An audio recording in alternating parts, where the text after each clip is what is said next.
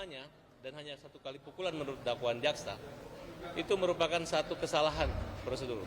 Harusnya yang diutamakan adalah pelaku utama, baru disidangkan perkara Saka Tatal. Terlalu gegabah karena menyidangkan dan menangkap duluan Saka Tatal. Kedua, ketika hakim tetap berpaduan pada BAP tanpa mempertimbangkan kesaksian di pengadilan, itu merupakan satu yang mendasar menghalangi pengungkapan kebenaran material. Oleh karena itu, ketika ahli berbicara seperti itu membuat jaksa seperti baru belajar kembali. Belajar kembali dan di sini kita melihat bahwa kalimat daripada hakim bahwa ya pokoknya apapun yang ada di sini, baik penegak hukum yang melakukan satu kesalahan, maka pertanggungjawabannya pada Tuhan. Oleh karena itu, kita tidak pernah berhenti untuk terus berjuang, dan bukan untuk mengalihkan dari perkara kecelakaan menuju dari pembunuhan dan pemerkosaan ke kecelakaan, tapi mengembalikan ke posisi sebenarnya. Kita sudah sama-sama mendengarkan keterangan dari ahli forensik bahwa tidak mudah mematahkan tangan dengan pukulan karena pembunuhan, tapi itu karena benturan yang sangat keras, kemudian ada gesekan yang tidak jauh daripada keterangan awal dokter visum di Rumah Sakit Gunung Jati bahwa itu adalah peristiwa kecelakaan. Agenda setelah ini terdekat? Agenda selanjutnya ini yaitu kita lihat apakah hakim segera mengirim berkas ke Mahkamah Agung untuk diputus di Mahkamah Agung nanti. Sebentar kita kembali lagi 2:30 untuk tanda tangan berita acara. Sudah lengkap. Hari ini memang harusnya jadwal uya-kuya, tapi hakim mengatakan sudah cukup semuanya. Ya, kita berdoa teman-teman, semoga Saka Tatal mendapat direhabilitasi dan kita dimenangkan lagi. Amin. Tantangannya jam 14 kita sudah memanggil kelima penyidik di Polres Sumber dan mereka tidak hadir. Kami serahkan bukti pemanggilan kepada majelis hakim agar suatu saat mereka bertanya kenapa tidak jelas, dan misalnya kita menang karena mereka tidak hadir untuk menyerahkan bukti. Mereka hanya berlindung daripada satu keputusan hakim yang kita anggap ada kekeliruan yang nyata. Sampai sekarang belum ada konfirmasi berarti ya? Sampai sekarang belum ada konfirmasi. Intinya dalam persidangan ini, dalam beberapa hari persidangan ini, kita telah berhasil membuktikan bahwa adanya kehilafan yang bisa dibuktikan dari beberapa saksi-saksi yang kami hadirkan dan ahli-ahli yang kami hadirkan, sampai ahli terakhir Prof. Muzakir juga menyatakan bahwa ini ada kehilafan yang nyata. Oleh karena itu, maka mudah-mudahan hakim di Mahkamah Agung atau yang mulia Mahkamah Agung dapat mendengarkan apa yang kami utarakan dalam persidangan kali ini. Saya tambahin 1 menit teman-teman, mohon perhatiannya. Hakim tidak ada yang kebal hukum. SEMA nomor 9 tahun 76, hakim tidak bisa dipinta pertanggungjawabannya, tetapi kami patut menduga apabila hakim memakai saksi palsu, dokumen palsu, pelaku palsu, nanti bikin kita upaya hukum. Saka Tatal menang, takbir! Ya, terakhir berhubungan dengan salah penerapan pasal karena berlaku dalam undang-undang tindak pidana anak dan sistem peradilan anak. Jelas sebagaimana keterangan ahli tadi, yang seharusnya berlaku adalah undang-undang perlindungan anak. Akan tetapi yang diterapkan pasal 340 KUHP yang jelas-jelas itu sangat menyimpang dari pokok perkara ini, karena yang melakukan tindak pidana sebagaimana tuduhannya adalah anak dan korbannya juga anak. Nah, perlu saya tambahkan di situ bahwa berdasarkan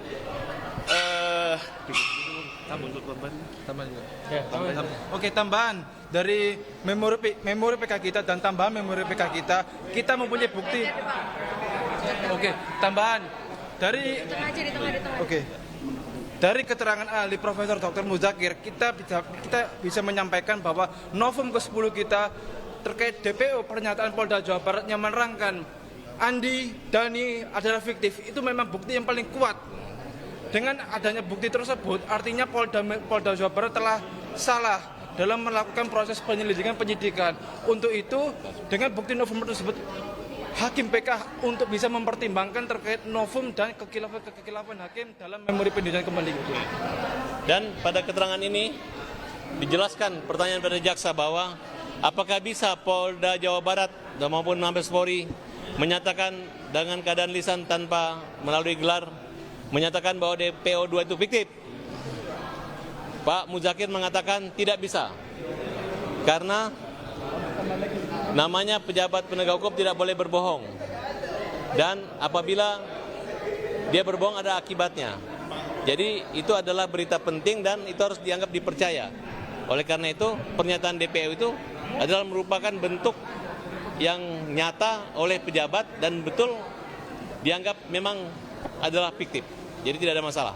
Pak, izin saya nanya, kesaksian Aep kan dijadikan suatu rujukan ke pengadilan, tetapi Aep sendiri tidak dihadirkan di pengadilan, tidak disumpah di atas kitab suci. Apakah itu suatu pelanggaran? Bukan? Izin.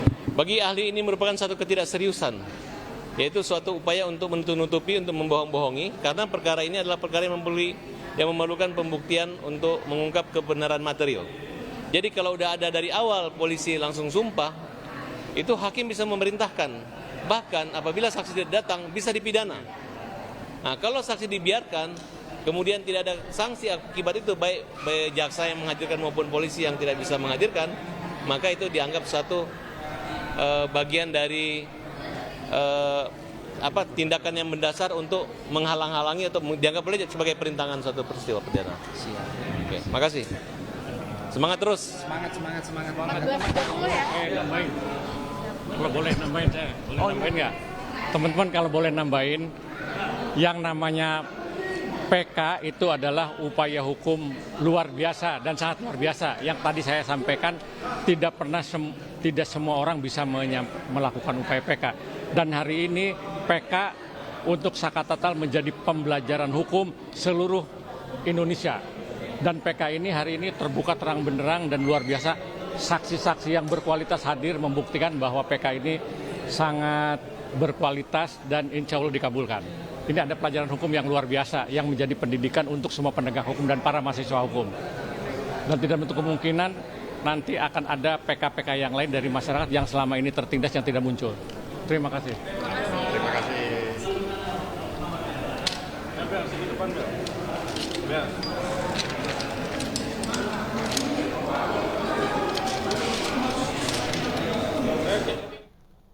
Pemirsa, Mega dan Widi, teman almarhumah Vina, mengaku Vina sempat meminjam uang kepada Widi untuk membeli pembalut.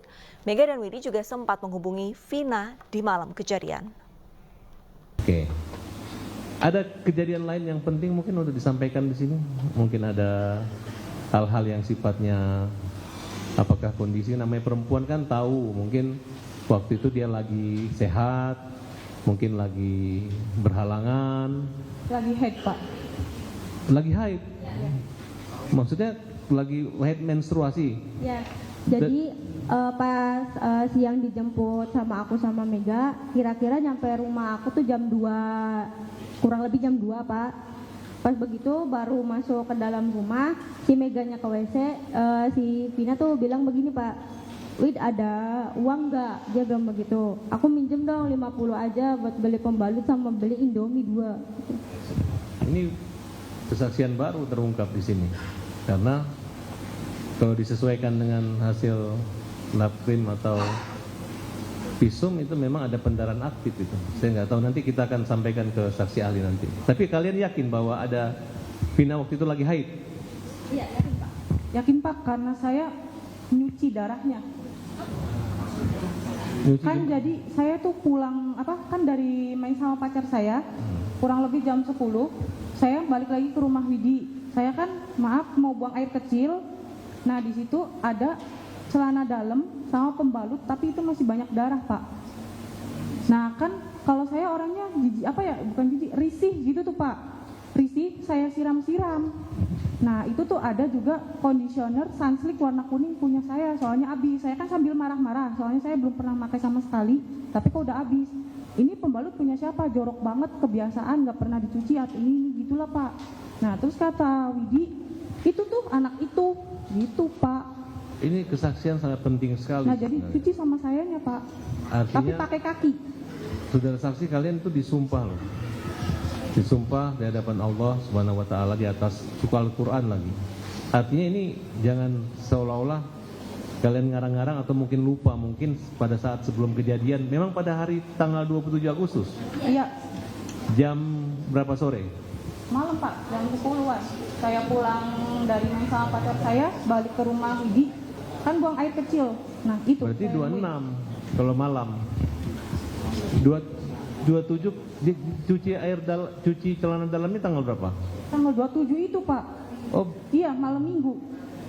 oh waktu itu Vina udah nggak ada ya? Udah nggak ada.